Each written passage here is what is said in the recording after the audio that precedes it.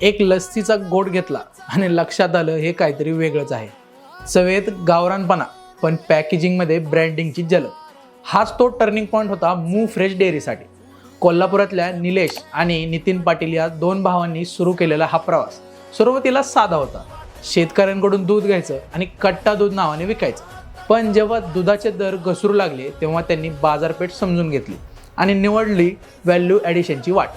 लस्सीपासून सुरू झालेला ब्रँड आज ताक, श्रीखंड, आम्रखंड, दही, पनीर, कुल्फी, आईस्क्रीममध्ये विस्तारला आहे आणि तेही 100% म्हशीच्या दुधापासून.